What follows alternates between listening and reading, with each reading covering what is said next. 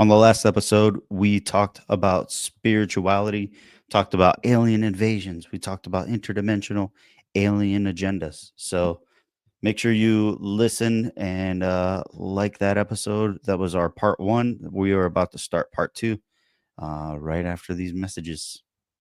The Speak in Code podcast. And now introducing Code, Conspiracy of a Dead Man. Over 100 people dead. Chante, the homie. Servant with a noble cause. And Teddy Bear Dynamite. These are the hosts of the Speak in Code podcast.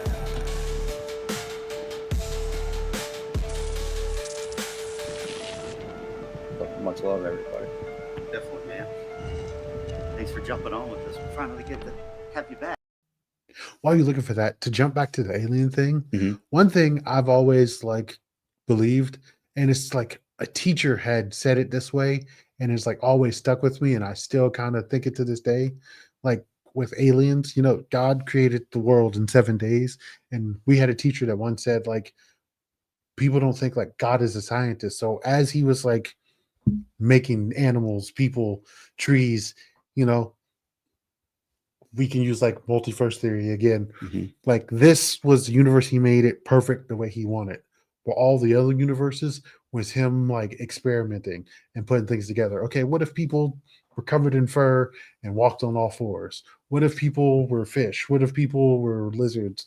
He goes, what if I did this with trees? Or what if the whole world is covered in water? Mhm. And I always I like that idea to we know us in this world as God's finished product. What if this multiverse string theory that people talk about are his progression, his rough drafts until he got us? I think it's a cool idea, but I've also heard people say right there, God made no mistakes. he was perfect. So why make rough drafts when he could just? And now I heard somebody just say this, and I think it was that same George Janko episode.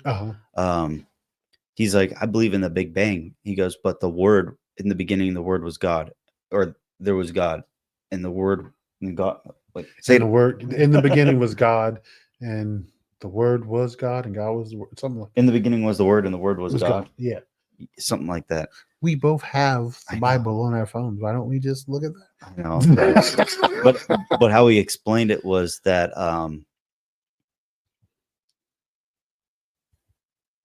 he said like as he spoke things into existence, it was such force and such power that when he said let there be light, that was the Big Bang. It was his word that created it. In the beginning, God created the. Wait, hold on. No, it's in the New Testament, John, I think. 16, maybe.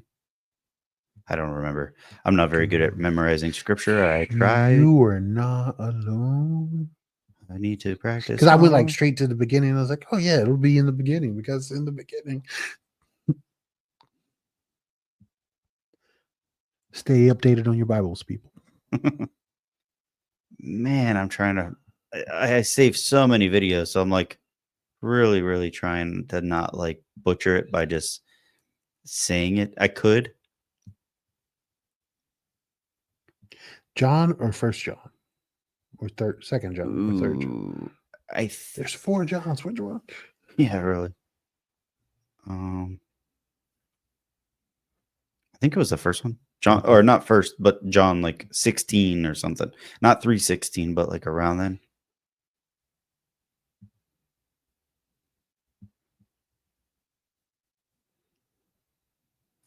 Ooh, sirens.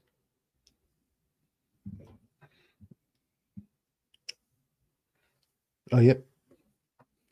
John 1:1. In the beginning was the Word, and the Word was with God, and the Word was God. Mm-hmm. So I think when he spoke things into existence.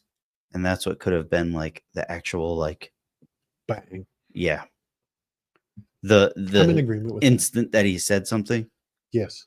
it happened and it popped. It's funny. Again, not to always relate things back to like movie and things, but when you think about Marvel, Black Bolt, remember his voice was so powerful it could like cause things to happen. Mm, And so again, somebody with like knowledge of the Bible, maybe not even thinking about it, was like, oh yeah, what if we had a guy whose voice was so strong it just and so Yeah. in the beginning was the word that created the I can't find it, but I do have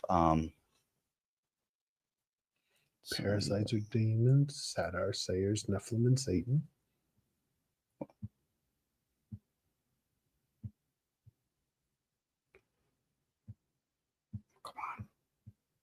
There we go. Okay.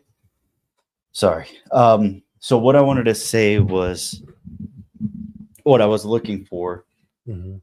was there was a or I mean, this person goes to hell Yes. and he goes, "Whoa, where am I?" And the devil is there and he goes, "Oh, you're in hell." He was like, "What? I'm in hell. How? What do you mean?" And he goes, "Come right this way." And he starts giving him like food and like all of this stuff. And this is where I was going to tie it back into what we were talking about earlier with like believing and saying like you're the furthest away from God. Yes. Well, in the ultimate sin. So this guy dies, he goes to hell, and the devil's like, "All right, this way." He starts bringing him all this food. He goes, "Hey, what do you want? Do you want any of these beautiful women?" And the guy's like, "What the heck? Wait, why am I in hell?" Mhm. And he goes, "Even I believe in God." He goes, "I'm not, I don't have," it was almost like I don't have the balls to not believe in God Yeah. because of what would happen to me. But he goes, "I believe in God. Like I know what's going to happen to me. You don't even believe in God." Like I would hate to see what happens to you type of thing. Yeah. So I was just like, wow, it was such a powerful point. And I probably have it in videos on here. I'm just like, can't find it. I need to like, can't look at the thumbnail to know which video it is. yes, I almost need to like parasites, demons, have that as a folder, not just all under religion. Yeah. So, but this is kind of what I wanted to talk about. And dude, we could even drop this into 2 different episodes if that's cool with you. I'm fine with that. We could do our own little spiritual warfare, Bible preaching stuff, and then with Chente will be more aliens and demons and what I don't know if he believes or not, but we will go there. Let me see. All right, so this was a very interesting one. Why didn't it share screen? Okay. So this lady was she was a into medium. Have you tried to look into religion at all, such as the crucifixion?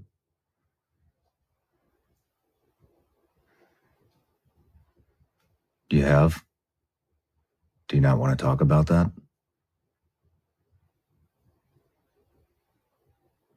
Okay. Yeah, all right. Upside down. Put me upside down. Magic Johnson. Okay, so what happened there was he was interviewing this medium woman, and she was like an ex-CIA person or something, Yeah. I guess. Like she was a medium that the CIA hired to like give them information or what, I don't know exactly the whole story on it. But as soon as he asked her about if she ever looked into the crucifixion, she mentioned that she could do some sort of like not time travel, but like travel through like to different locations to see other people, kind of like the MK Ultra type of thing, or like the more like astral projection kind of. Yes. Her spirit leaves. Yep. Instead of just seeing what's current, she could see what has happened. Yes. And then that's when he asked her if she ever like looked into religious stuff, and she shook her head yes. And he goes, "Have you looked into the crucifixion at all?" And she just starts crying. Understandable, because like you've seen the movie Passion of the Christ. Yeah. And just think about the emotions that stir, and we know it's a movie. Here, you know what? I'm gonna do this. Can you? Yeah. Is that better? Or is that worse? Yeah, because I didn't want to like. That's why I kept like leaving it out, because Remember before we had So- moved it, and it was like you said, "Oh, it was blocking you." Yeah. So, but we saw how like the emotions it brought out of us, and like there were people in the theaters like Mhm. crying in the hundreds just from the emotions it brought out of them. So if she's actually able to remote view and was able to actually see the real thing in person Mhm. in detail, I could understand like that bringing her to tears and not want to talk about it, especially like again we knew it was a movie Mhm. and it brought emotion. So if she's remote viewing, seeing it as it happens, seeing the people betraying him and not able to warn him, Yeah. like But I almost wonder if for hers, I think I'm not 100% sure because I didn't watch that episode. I don't even know the name of the episode, but he was talking to her as if like she was a medium and she was proud to be a medium. But if she's a medium and then she still knows about that, I wonder if that was like guilt. guilt for Because if she's having demons contact her and communicate through her, and she's letting demons communicate to people through her, but then she did do remote viewing and she knows what the truth is. Yeah. She has the guilt because she knows that she's sinning. but that's saying she's knowing they're demons. How does she know she's not Oh. being tricked? She's Sure. thinking it's someone's grandfather, aunt, sister, but she's not realizing it's a demon using her ability to be a parasite and leech off of people to influence people. That's a good point. I mean, I can understand what you're saying. Like, if she, no, I'm just Well, kidding. I can understand 100% understand what you're saying. If she knowingly, like, I know these are malevolent spirits, and I'm still gonna let them talk to people, influence. 100% can see the guilt she feels after going back, seeing what happened. Is like, why am I doing this, knowing what he sacrificed? Yeah. But again, I think there's a better phrase to use than devil's advocate, but like that's the one people always say when like you come with opposite view. But Oh, I see. Yeah. Angel's advocate. yeah, angel's advocate. To be Angel's envy. ad- No, I'm just yeah, kidding. But I do like that. To be angel's advocate. What if like she thought she was doing the right thing? Because like even though you're a medium, like do you know the difference between a malevolent spirit Yeah. and a good spirit? And maybe she's thinking she's bringing people closure. Yes. So I mean that's a huge portion. Because if a voice comes to me and I was like, "Hey, tell Andrew this," and like, do I automatically think it was a bad voice? Or I'm like, okay, this is someone he was close to, Yeah. and somehow there's a whatever the veil is thin for me, and Yeah. I can, and so I'm going to come tell you, hey, this voice came to me and told me to tell you they missed you and everything is okay. Mhm. And then like now the person keeps coming back to me asking for information, and I didn't know it was a setup from the beginning. Yeah. It's this spirit that's like, I need to get to Andrew. How Mhm. can I get to him? Oh, I know he talks to Ed. Let me start talking to Ed. And Ed goes like, I keep having this dream about this guy, and he told me to tell you this. Mhm. And then now she's having me send you on the whole downward spiral. Yeah. And I'm thinking, I'm like you said, I'm bringing you closure. I'm doing a good thing. I'm gonna, that video where it's like lizard. Yes. Lizard. Every time you say my name, I'm gonna go lizard. Oh, I didn't realize. Nah, I you're did good. it. I'm just joking. They were like, "What the heck?" He keeps saying lizard. Lizard. Use that as like a cussing button. I was like, oh yeah, every time he knows lizard. All right, that one's a little groove. All right, let me see. Some of these were. All right, well, let's do a couple more.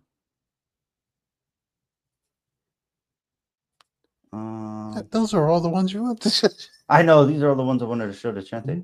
Maybe I'll show those first. Well, I could, yeah. Maybe I'll show those first, so that way I could put them at the end. Okay. Okay, so let's go with this one, and then I'll put these in his video. That way, I will pretend that he saw them. Okay.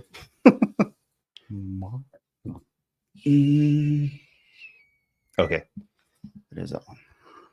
If you live in certain parts of this country, rural areas particularly, you know people who have or who have had Lyme disease. For some percentage, it's totally life-destroying. So what is that exactly? Back in 2008, a woman called Chris Newby produced a documentary about Lyme.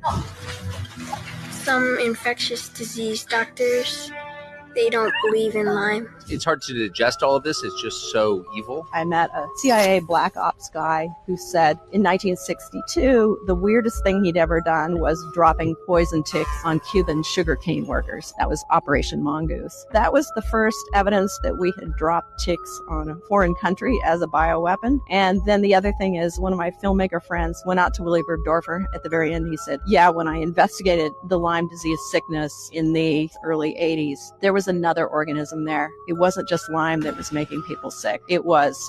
Oh, really? You're gonna do that? If you Yeah, all right. Upside down. Put me upside down. All right. It's funny you showed that. I was just listening to a podcast where it was a podcast of a radio show. They were talking about, like, was it Justin Timberlake? I think he had to cancel some shows because he was like, I think he found out he had Lyme disease and it was making him tired and sick and he couldn't finish. It was him or some other celebrity. Yeah. And then the people was that like, sounds oh, familiar. Lyme disease is made up. Nobody. And I'm like, how are you going to say something like that on radio where, like, there are hundreds of people, maybe thousands, that have Lyme disease that suffer with it? Yeah. But maybe it's because a celebrity is talking about it. Like, a lot of people talk disparagingly about celebrities. So even though they're talking about this disease that just because other people don't personally know someone that suffered from it, Yeah. doesn't mean it doesn't exist. No, And for people sure. don't have issues that affect their daily life. No, that's a good point. I'll do some of these alien videos for Chentes. Okay. Also, that was messed up. Like, just, I know all countries are into biological warfare, but you're just gonna drop ticks and Yeah. it's not, you're doing it in sugarcane fields, so you're not even hurting like the armies or anything. You're just hurting normal citizens, Mhm. trying to corrupt the economy because people can't work. Yep. Dirty, very dirty. Yeah. It's messed up. Government said there's aliens. It used to be all the little conspiracy theories. Now it's the government themselves, and still nobody believe it. But we've been telling you for the longest that the Watchers came from heaven and saw the sons of men, the women, and slept with them and created Nephilim. I mean, that's been in our Bible since Genesis chapter 6. And you know that the Bible says in the last day, a key will be given to the angel of the bottomless pit. And then that pit will be open. A swarm of locusts, they have the head of lions and the tails of scorpions. It says they would torment people for 5 months. 2012, I first got saved. I sat in my room. I read the book of Revelations from the beginning to the end. I said, Lord, how is this going to happen? And the Lord said to me, they're going to be convinced it was aliens. They're not going to acknowledge that this is the judgment of God. So what are they doing now? Little by little, they're desensitizing people. So when the key is open to the bottomless pit, instead of people repenting, they're going to say it's an alien invasion. Yeah, all right. Upside down. Put me upside down. I swear, mythology, there's a creature. What is his name that's described like that? It has like a lion head, but instead of a tail of a scorpion, it's a snake. It's not a sphinx. No, the sphinx, that's the body of a lion. Like, the back half is the lion, the front half is the eagle. Like, there's the eagle's head and the wings, but then the whole rest of the body is a lion. Is it a chimera? Yeah. Isn't that the sounds one familiar. that's like, has the snake tail and I think like a goat head, and then there's like a lion in the chest? That sounds familiar. We talked about that on a longer or older episode too. All right. You ready for this one? Yes, sir. Aliens aren't as advanced as we think they are. David Grush recently gave an interview with Jesse Michaels and talked about our place in the evolutionary timeline compared to theirs. Let's listen to what he has to say. It's hard to gauge how far in advance it is because you're just assuming a certain linear progression. You know, I think some of this is they made an asymptotal leap that, you know, put them over the edge to a different kind of plane of. That's pretty fascinating, like a different timeline almost. If I was a betting man, some of this NHI, they're similarly as advanced as us, but they've asymmetric evolution or whatever. They went a different path where we made nuclear weapons and stuff. They ended up making this like civil propulsion kind of equivalent discovery where they're able to do this now, but they're actually not that much more advanced than you and I. Now I am become death, the destroyer of worlds. It certainly is a fascinating thought to process. What if as we evolved we chose fire as our tool, whereas the beings of the phenomenon chose something else and harnessed the power of gravity? What do their societal hierarchies look like? Did native culture, religion, or music? Many of us assume when theorizing about the phenomenon that they have the answers regarding our place in life. But if they are on a similar evolutionary path as us, are they in the dark as much as we are? Do you believe? Are they really here? What if Magic Johnson? Yeah, like what if their eyes are really big like that because they come from an area that's dark or caved or underwater? And so their eyes had to evolve in a way that allowed them to see in that environment. And that's what I'm saying. Like, I don't think they evolved from us. I think that they could be a different interdimensional being or demons. I think that's what they're going to sell it to us as. Okay. Like those are going to be demons, but they're going to sell them to us as aliens because they're going to come from the water.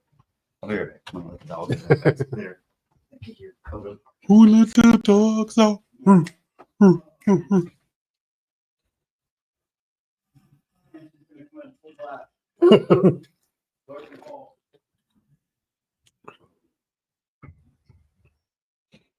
A lot of ye, a lot of do, a lot of da.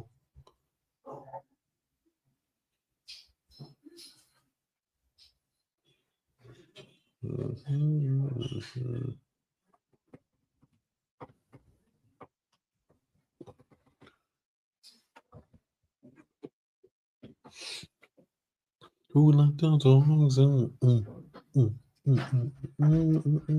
Sorry, Miss Jackson. Ha Okay, so all right, there's that one, and then I'll pull up this video. I'll do a couple more, and then Okay. Maybe we could do a thought for the day or Oh, we episode can 2. definitely do. And then do you want to do more trivia stuff, or do you want to just call it like it is? I think we can call it like it is. Okay.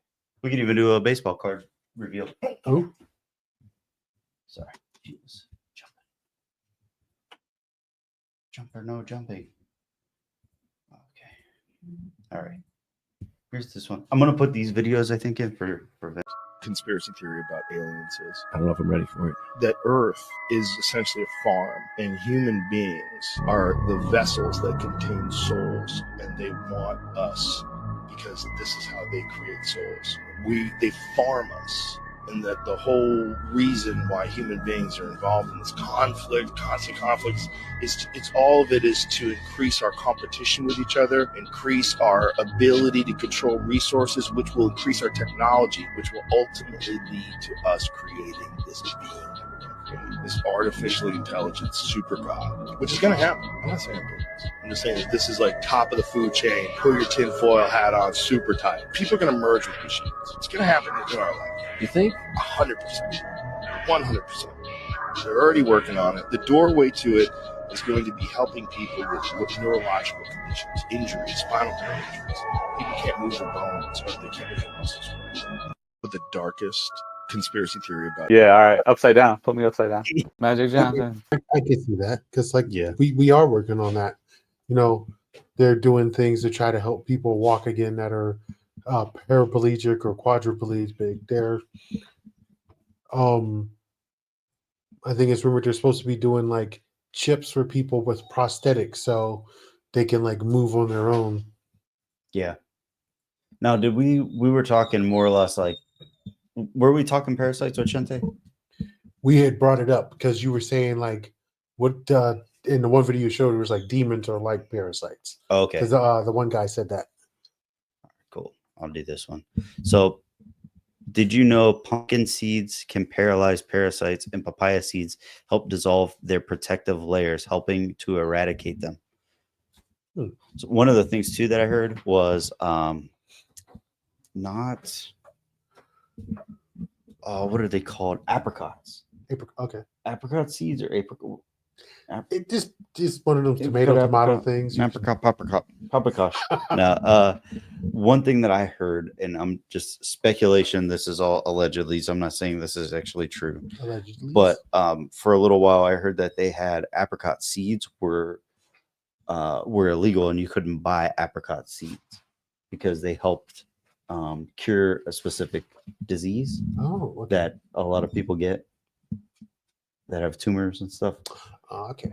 Another thing too that they've said is not they, but some people have speculated that tumors could be actual sacs where parasites actually live. So when they start to do therapy, specific therapy like radiation to get rid of the tumor, it actually dissolves the outer layer, and then these parasites go everywhere. So that's why people get sicker, or that's why people can die and get more later on. Okay, never heard that before, but that's I just made it up. No, I'm just kidding. All right, there's that one. Oh, was it apple seeds that like Cyanide. That they were cyanide if you like ate too many of them? Well, they produce cyanide, but when you eat the apple, you can eat the seed with it, and whatever the apple has in it, it actually stops and reverses the cyanide, and it actually makes it healthy for you, like even healthier for you, I guess. But like the seeds themselves in a large amount. Yeah, like if a dog ate apple seeds or something, they Just could get seeds. sick. Yes, but if you gave them an apple and they ate the apple seed, I think that they're okay. Okay. And like I said, this is all speculation. I have no Yeah, because idea. I remember We hearing can that Google before. It was like just like there was something about like the seed, but it had to be like large amounts. It wasn't just like, oh yeah, I fed this guy like 2 apple seeds. Yeah, cyanide poisoning. Yeah. It's like it was like large amounts of apple seeds. Yep. This one I thought was pretty interesting. Did I go into that one yet?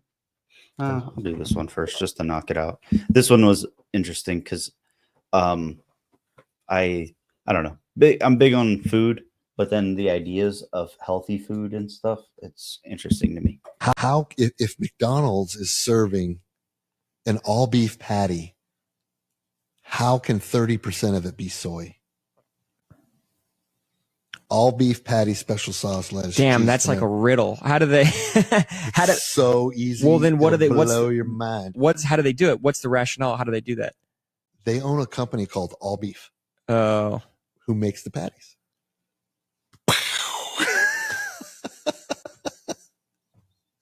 So when I see natural That is flavors, so it might as well say fucked. cyanide. So You they know, so so they're not containing lying. natural flavors. So really, that natural flavor should have an R next to it. Like this is actually a company, Natural Flavors. Who knows what it Oh is? my god! I'm not saying Selling it's that all bad. beef, the company all All beef beef patties. That's so. Yeah, all right. Upside down. Put me upside down. The brand An is like, all oh, yeah, beef I only patty. use Arm and Hammer. Yeah. So like we only use all beef patties. They're telling you this is the brand we use because like we do with steak. Oh yeah, I only eat Wagyu. Yeah, but if you just call it Wagyu, like that's the company name. I only eat Wagyu ribeye. I only eat Wagyu ground beef. Yes. It could all be made of pork, or it could all be made of freaking anything. Yes, but because like that it's the brand, not what's actually. Oh, Yeah. and who knows what else they're doing that with? I mean, they're already doing that with like pop companies. Yeah. You know, like Soda for every other part of the world. I'm just using like Pepsi as an in general, not saying it's them. RC Cola. Yeah. No, I'm just kidding. But again, like doesn't RC does it fall under Coke or Pepsi's umbrella?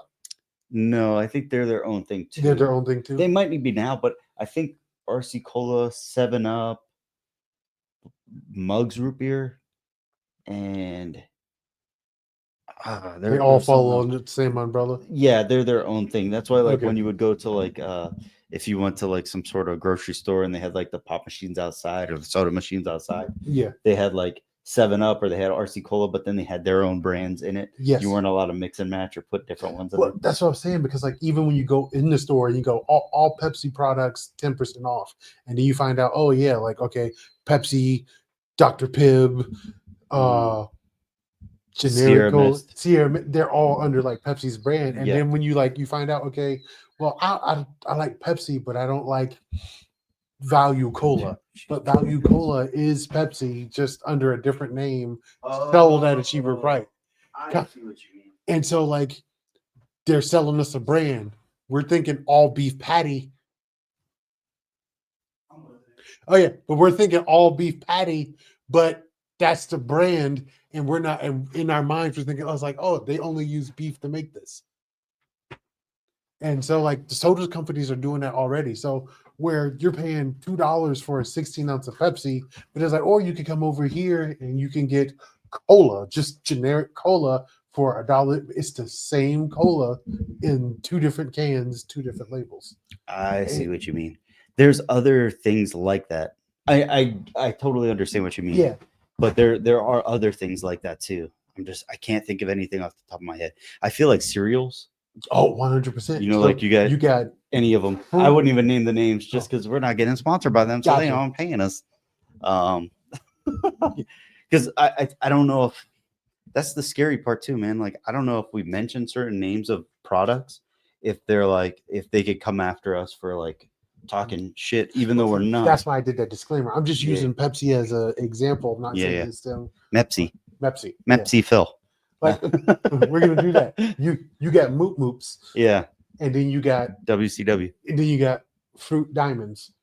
It's the same cereal, two different names, same company is selling it, and go, we're gonna put this one. And sometimes what they do is like, this is the best quality of it. We're gonna put our label on it. So I made my own cereal and I'm calling it like Teddy Puffs.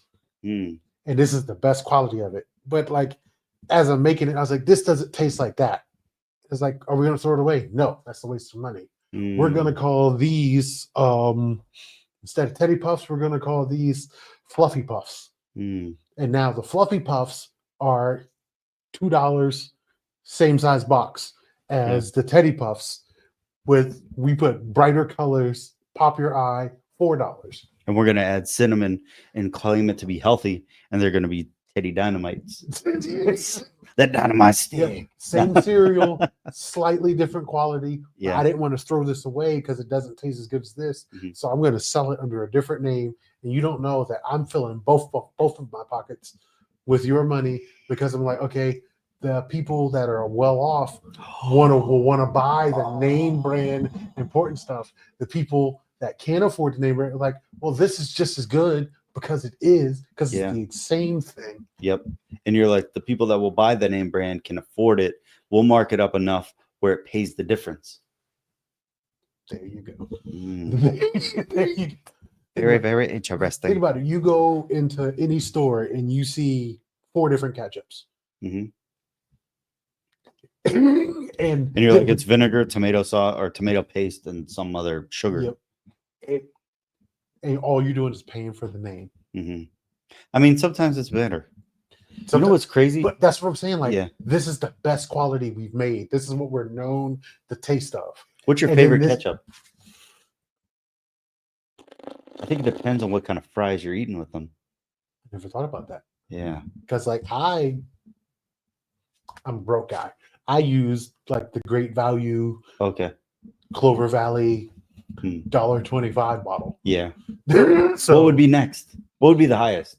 I'll be honest. Or like a probably like some whole food one where it's like natural flavors. And I got to look more into those because all I know is like there's just Heinz, Clover. There's the broke people, Clover Valley. Great where Value. would Hunt's be at? Oh, there is Hunt's. And you know what I liked about Hunt's? I think it had more of a vinegar flavor, so it was a little bit more tart than sweet. Yeah. Like I feel like Heinz was very sweet, where Hunt's was a little tart. Like fries at school. Yes. I think we had like Hunt's packets. You might be right. I'm gonna have to start looking at the packets. I want fries and ketchup. No. Oh, I'm getting hungry now. I wasn't gonna eat anything tonight. Dang. Oops, my bad. No. Yeah. All right. Sorry. I digress. We talked about food for a second. All right. This one I think is the last parasite one, and then we'll go back into the spiritual one. Okay. And then I'll drop these ones on that one and that one on these ones, and then we'll go from there. All right. Let me see. I gotta find my mouth. Share. Okay. This one's kind of interesting. Click.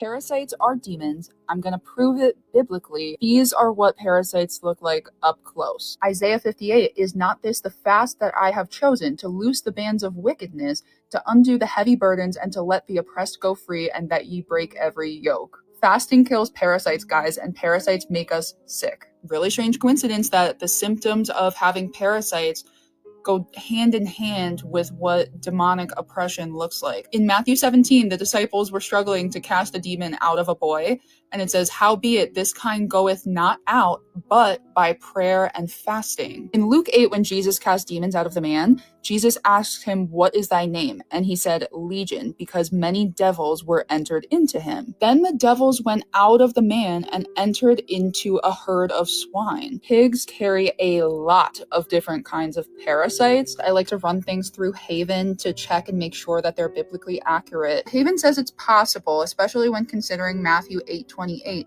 where Jesus casts out demons from two men as suggesting a connection between spiritual entities and physical afflictions. In Luke, Jesus also gives us the authority to tread on serpents and scorpions and over all the power of the enemy. In the Old Testament, Leviticus and Deuteronomy says that pigs are unclean animals and that we shouldn't eat them. In the New Testament, Jesus makes all foods clean for us to eat. Acts 10, how God anointed Jesus of Nazareth with the Holy Ghost and with power, who went about doing good and healing all that were oppressed of the devil, for God was with him.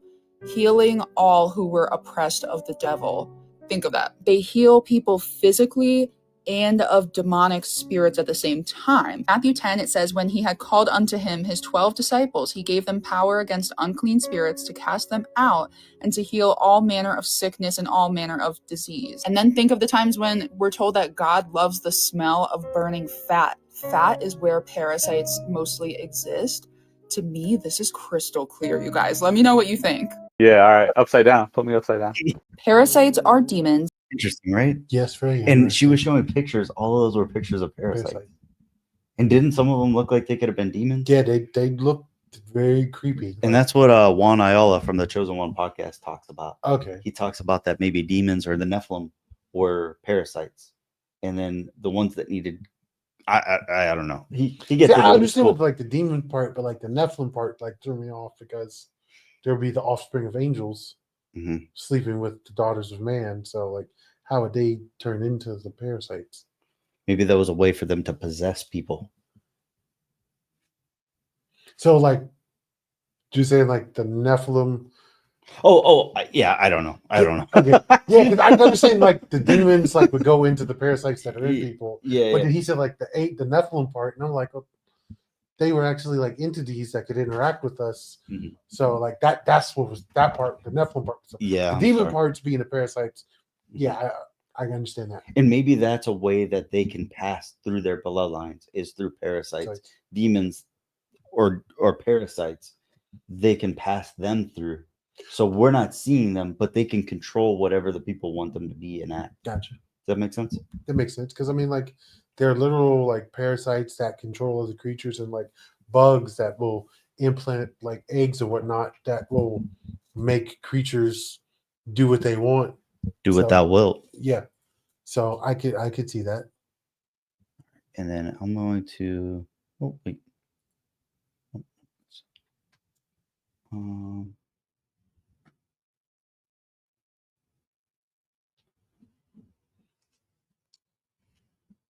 Funny.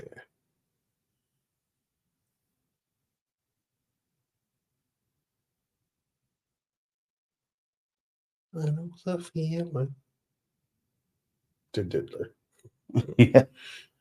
I don't know what if stuff's funny or not. I'm trying to find like a funny one that deals with aliens and parasites. Just in general.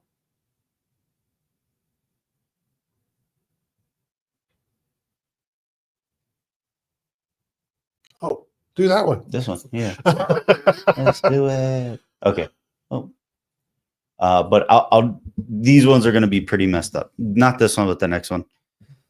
So I've never seen it. I've heard of it. So I just want to make sure we're all. Oh, you've never seen these? No, I haven't seen any of these. Some of them I've saved because I watched them, but I don't remember. It's been a long time. Okay, so here's this one. Animal-human hybrid things in Greek mythology and our history and Egyptology. Well, to know that, I got to share a little bit about the Book of Enoch with you. Book of Enoch is distorted text, so do not take everything in it 100% accurate. There's been some manipulation that's happened to it, and it's been removed from the Bible, again, on purpose. I think Satan didn't want it in there because it exposes a lot about demons and Nephilim and history. It talks about the plan of Satan manipulating the gene pool of humanity, and it describes it. So let's get into it. Enoch chapter 7. Now this is talking about the angels and what they did with the human wives. And all the others together with them took unto themselves wives, and each chose for him one, and they began to go into them and defile them with them. And they taught them charms and enchantments and the cutting of roots, and made them acquainted with plants. They became pregnant, and they bare great giants, whose height was 3,000 ells. Again, this is referencing the Greek gods. You know how they were giant? That's why it's talking about. These angels are the children of the angels. They're called the Nephilim, who consumed all the acquisitions of men, and the men could no longer sustain them. The giants turned against them and devoured humankind. And they began to sin against the birds of the air and the beasts and the reptiles and the fish, and to devour one another's flesh and drink their blood. Now, I don't know about you, but how can you sin against a bird of the air or a fish of the sea unless, if eating it isn't sinning against it, I'm guessing it's going to be fornicating with it. So mermaids, satyrs, centaurs, minotaurs, all these things aren't just half man, half goat, or half man, half fish. They're angel, fish, and goat, and man, all mixed. They're genetically hybrid creatures. And this is all from Greek mythology. These same creatures were the same creatures referred to in another removed biblical text called the Book of Jasher. They're called the Yamim. They're genetically mixed, hybridized perversion of God's perfect genetic creatures. They're the same creatures that you see in Greek mythology as well as in Egyptology. And in Genesis, it says that Satan had a seed. Well, this is his seed. It's the perversion of God's genetics. When Satan said, I will make man in my image, his image was, okay, well, you've got a man, God, and you've got a goat. Well, I'm going to make a man goat. How about that? That is Satan's perverted image of God, the perversion of God's perfect genetics. Satan has been trying to pervert God's genetic perfection since the beginning. And that's what the entire Bible is about. And the flood was literally God wiping out the first generation of Nephilim so that way they wouldn't continue to make more that were so high level Nephilim perverted genetics. Genesis 6, that's why it declares Noah was pure and blameless in his generations. It means genetically pure. Him and his family were genetically the only humans left, but his sons' wives might still have had some distant Nephilim genetic sequencing involved that bred back into society. And that's why it says the Nephilim were there in those days and after. See, they persisted. Their genetics persisted in tiny element remnants. And that's where the Goliath came from. That's why when God said, go into the city and kill every man, woman, and child, which sounds incredibly cruel, you don't understand, but they were Nephilim. They were genetically impure Nephilim human angel hybrids. And their soul is not treated the same as ours. And their death is not treated the same as ours. When God took out the city of Sodom and Gomorrah, he wiped them out. A lot of people say, oh, it was because they were homosexual. Well, the word homosexual was not the word used in that story. It actually says they were seeking after strange flesh. I'm sure there was a lot of perverse wickedness going on, but it doesn't say specifically homosexuality. It says seeking after strange flesh because the city was trying to create more Nephilim. That's why when the angels fell down in the city of Sodom and Gomorrah, they saw them and they said, give us those men so we can have our way with them. Where every other instance where an angel appears, people are freaked out. They're like, whoa, are you for me or are you against me? But not when they appear in the city of Sodom and Gomorrah. When they appear there, the men want to have their way with them. They want to make more Nephilim. Why did God spare the people of Nineveh and Jonah and the whale, and the story of Jonah and the whale? Even Jonah was like, God, wipe them out. I don't want to deal with them. They're evil. He's just like, peace out, I'm out. Gets on a boat, waves come, they throw him overboard, the whale swallows him, and spits him up on the shores. He's like, fine, I'll talk to the people of Nineveh. And God saves the city of Nineveh. He saves all the people. What's the difference between the people of Nineveh and the people of Sodom and Gomorrah? They're human. The people of Nineveh were human. People of Sodom and Gomorrah were Nephilim, genetically mixed hybrid beings. I know this sounds shocking to a lot of people because they don't read the Bible and they don't read the other ancient texts, but this is what it says, and this is the truth, and this is why God had to wipe out the Philistines. Goliath was a giant. He was a Nephilim. When Moses first sent the people into the promised land, they went in there and said, we don't want to go in there. We look like grasshoppers to them. They are giants. They were Nephilim, and God said, go in there and wipe them out. See, God was trying to purify the genetic line and get rid of the seed of Satan out of our genetics. The entire Bible is this reiteration trying to wipe out the seed of Satan to purify it from our genetics. And see, this is why Jesus said, go into the world and preach the gospel to every creature. Every creature. The Hebrew word there is nephesh. It's similar to the word Nephilim, has neph in it. It means every being with the breath of life in it. This is why Jesus said that, though. This is the persisting thing throughout the entire Bible, where God continuously wiping out the genetic perversion, the angelic perversion of God's perfect genetics. In the Bible, it says that the end times will be like the days of Noah. Well, if you don't read the book of Enoch and you don't read the other ancient texts, you're not going to know what the days of Noah were. But the days of Noah were the time when human genetics were being modified and manipulated, not in the image of God, but rather in the image of Satan. And why do you think the mark in the end times is called the mark of the beast? It's not called the mark of Satan, the mark of the devil, the mark of the evil one, or the one that stops you or goes against God. No, it's the mark of the beast, because they're trying to make you into a genetically mixed, hybridized human, angel, Nephilim, Yamim beast. That's why it's called the mark of the beast. And it's coming again, guys. You need to pay attention. All the animal-human hybrid things in Greek mythology. Yeah, all right. Upside down. Put me upside down. Glad that music stopped. I don't like that music. It's kind of creeps you up. I hate that fake TikTok music.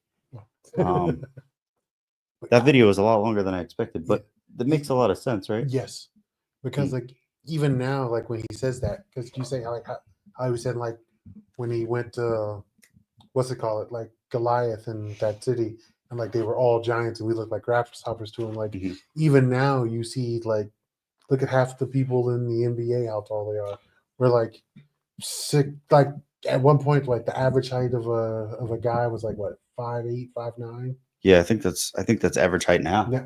But then you get these like anomalies where we got like people that are like 6'6" to 7'2", where that could still be like genetics from Nephilim, or how you were saying like the people like how like they pass down knowledge to keep like corrupting and like keep going through generations, and like they found a different way to genetically alter us that isn't so obvious, and then you have these anomalies here and there with people of abnormal sizes. Like Haystack Calhoun, he was like 600 pounds. And when you see some of the people, like I know I'm a big guy, but like I feel like I'm evenly proportionate. You see some of these people in those shows, and you're like, how are you that big and like still able to move and function? And they're like, they're not athletic. They're not doing normal activities. And that could be some of those genetics that are like making people these sizes, and so even some of the features we have. Well, like look at like even like giantitis. Yes. Isn't that a big thing? Like where their hands get huge or they get bigger, they have that deeper voice. It's almost like that's like a disease. Yes. So Because, it's like like, I wonder if that can be modified somehow or whatever. Well, because even like the Big Show, he had like his was like a pituitary gland issue. Yeah, but he was only 7 foot. Yes, but he had the potential to be bigger. He actually had the surgery where they went in and they did whatever to his pituitary gland. When he was little? I don't know if it was little or when he was adult, but yeah, I have to look it up. But he actually had the surgery that stopped him from continuing, because I think he had the potential to be even bigger than what he was. But he had the surgery where they altered his pituitary gland to stop that from happening. Because how tall was Giant Gonzalez? Was he like 7'6"? Let me look that up. I think because I think Andre the Giant was 7'4". The Big Show was like 7 foot. How tall was Giant Gonzalez? Joni Gonzalez is 5 feet 7 inches tall. Huge. Yep. It said Joni and it's actually Johnny. But I said Giant. 7'7". 7'7". Okay. And I feel like there was one more guy. Yep. Andre the Giant, 6'4". 7'4". 7'4". Great Khali, 7'1". There was a guy named Robert Wallow. He was 8'11", 439 pounds. In wrestling? No, he was He wrestled the Undertaker at WrestleMania. he was just 4. that tall. Jeez. Okay. Yeah, like stuff like that. Now, I think that there could have been giants that were like 23 feet tall. Yeah, again, yes. And they weren't just like you said, like they weren't just tall and skinny. They were proportioned. They were huge, like giant, like jacked. Like you said, like Big Show and Andre the Giant, their body fit their size. Like that that guy, he was like lanky. He was like 8 foot tall, but he like, real thin looking. Where Big Show and Andre and Big Show when he was younger too. Like when he was the Captain Insano. Yeah, I think he was only in his 20s when he was. Yeah, like he looked jacked. Yes, and it's like, how the heck did he get huge? Like it was weird. It was almost like as soon as he went to WWE, he just got thicker. Yeah, I don't think he was like on the same workout regimen. And I think injuries. Yeah, I'm sure too. Now I have a funny video and I have a very, very serious video. Where do you want to start? I've never seen the serious video and I'm almost scared to. Do you want to do that one first and then the funny one to lighten the mood? Or we could just skip the scary one. That's up to you, sir. I'll let you pick. I'm curious now. Okay. I'm curious now. So, give you context. This guy was on the Danny Jones podcast. Okay. And he's watching, I think he's like, I don't know if the comments say it.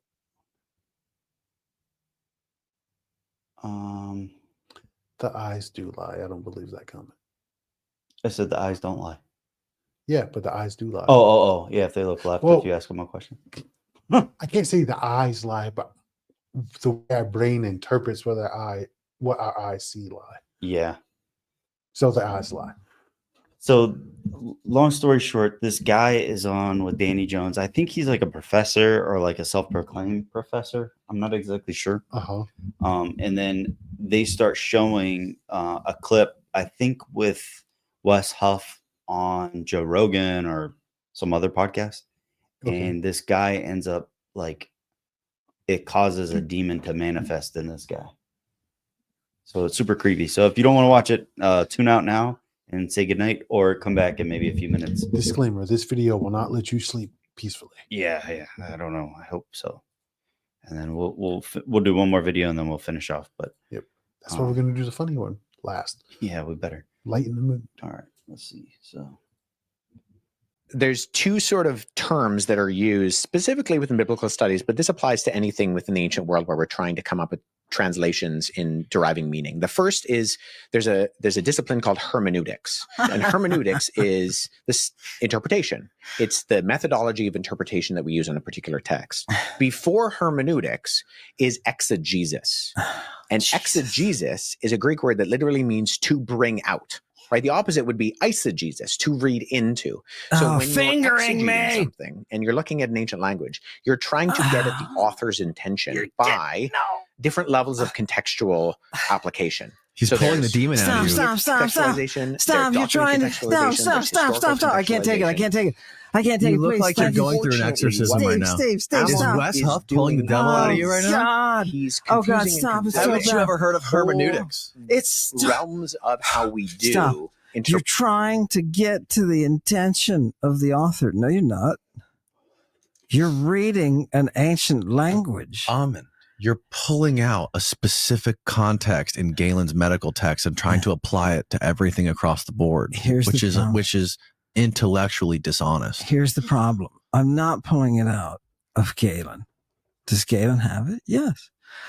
Fucking Euripides has it.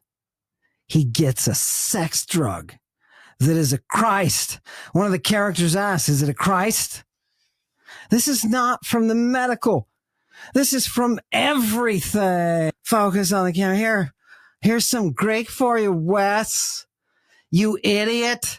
It's in the book of Revelation, you moron. God tells them you better Christ your eyes so they'll be opened. You're not, Wes. You don't know what you're doing.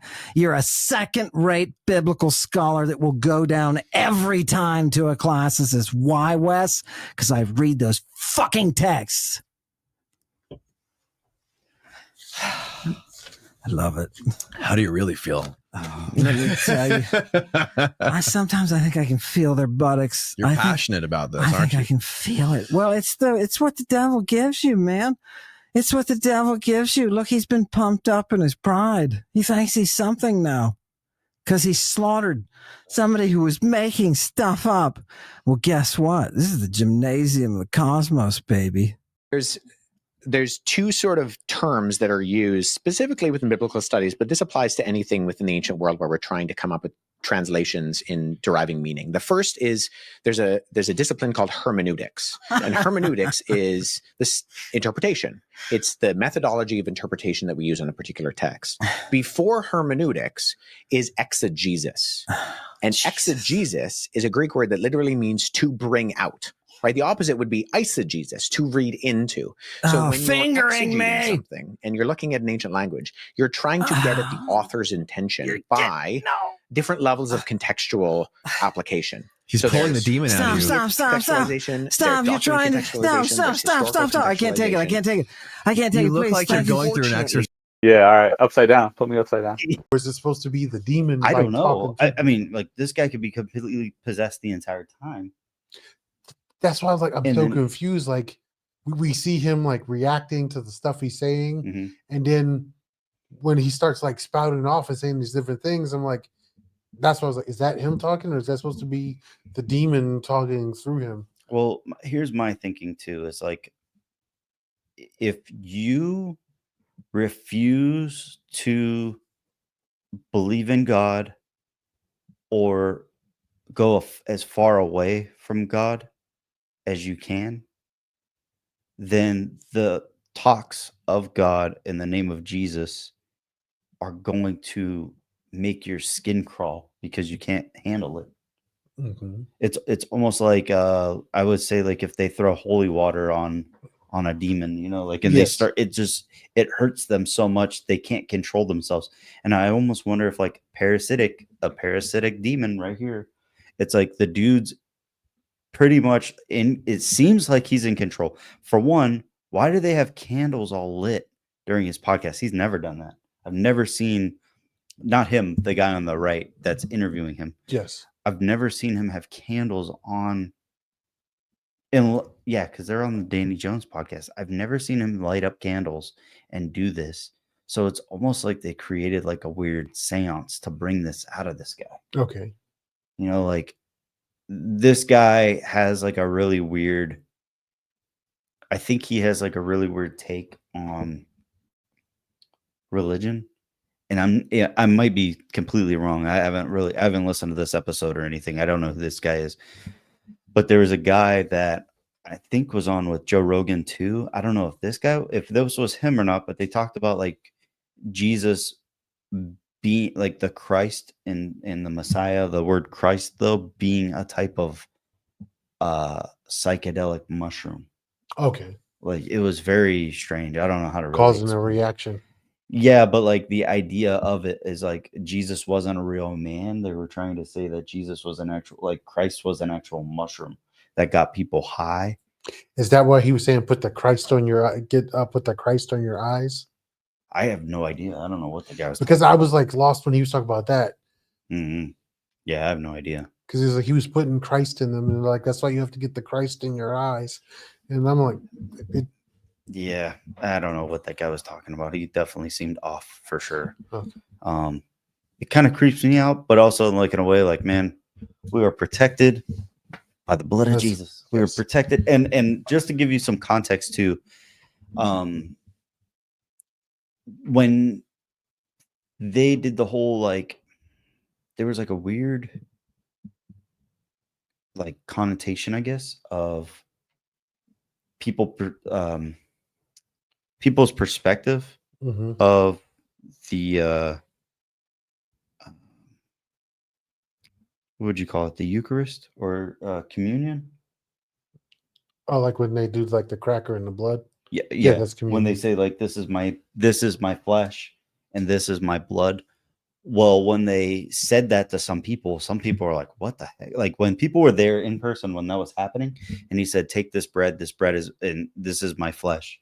Eat it as if it was my flesh. Drink the wine as if it was my blood. It was like a